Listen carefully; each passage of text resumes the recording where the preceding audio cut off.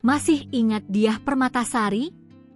Pemeran, si manis jembatan Ancol, nasibnya kini terungkap. Masih ingat Diah Permatasari? Tatapannya tajam, senyumnya manis, dan pesonanya seolah tak lekang waktu. Diah Permatasari bukan hanya cantik, ia adalah simbol keanggunan yang konsisten selama lebih dari 30 tahun karirnya.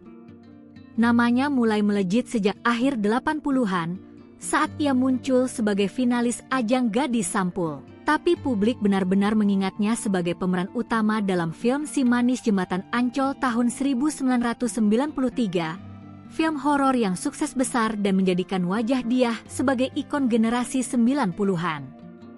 Setelah itu, Diah merambah ke dunia sinetron dan FTV. Ia tampil dalam Kehormatan, Intan, Cinta Fitri, Putri yang Ditukar, dan banyak sinetron prime time lainnya.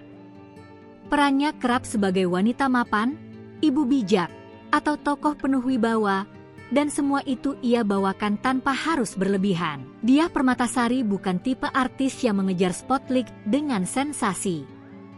Ia menjaga kualitas akting, citra elegan, dan kehidupan pribadinya dengan tenang dan tertutup. Sudah menikah sejak tahun 1997 dengan Anton Wahyu Jatmiko dan dikaruniai 2 putra, Diah bisa dibilang langka karena mampu mempertahankan rumah tangga dan karir sekaligus. Kini, di usia 50-an, Diah Permatasari masih tampil memesona, aktif di media sosial, dan sesekali main sinetron atau hadir di talk show.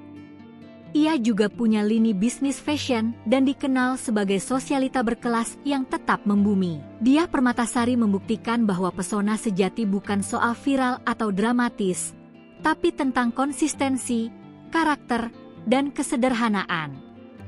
Dulu, si manis di layar kaca, kini tetap manis di hati penggemar lama.